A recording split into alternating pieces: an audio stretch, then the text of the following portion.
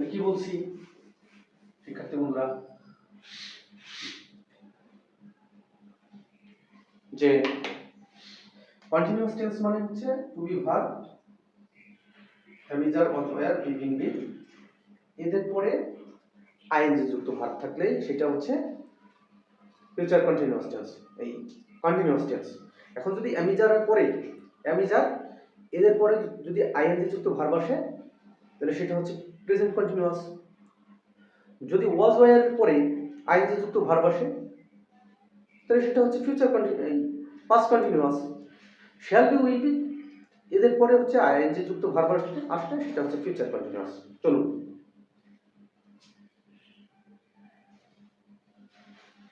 I am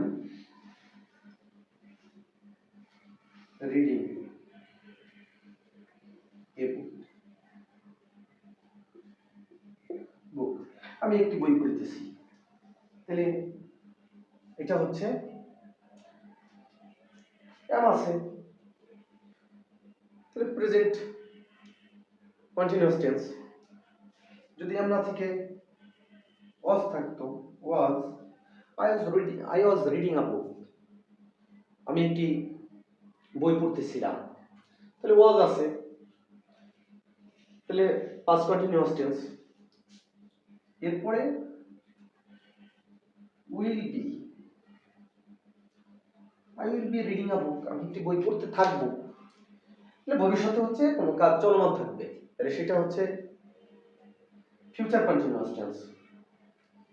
তো এখন কারো মনে যদি সংশয় থাকে যে স্যার কখন এম, কখন ইজ আর কখন আর, মনে রাখবেন প্রেজেন্ট ইনডিফাইনিট টেন্সের ক্ষেত্রে, প্রেজেন্ট কন্টিনিউয়াস টেন্সের ক্ষেত্রে যদি সাবজেক্ট আই এরপরে আই এর ক্ষেত্রে অলওয়েজ এম হয়, এরপরে হি, শি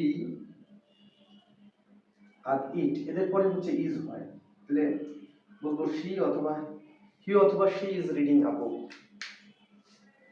সে একটি বই পড়ছে। করিম ইজ রিডিং আ বুক, তাহলে করিমের পরে হচ্ছে ইজ বসে। এখন যখন থার্ড পারসন প্লুরাল নাম্বার আসে, যেমন দেই,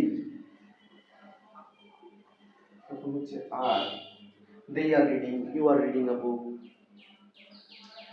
তখন হচ্ছে আর বসে। এখন ওয়াজ কোথায়? ওয়াজ হচ্ছে শুধু আই, আই এর পরে ওয়াজ বসে, হি, শি, ইট এরপরে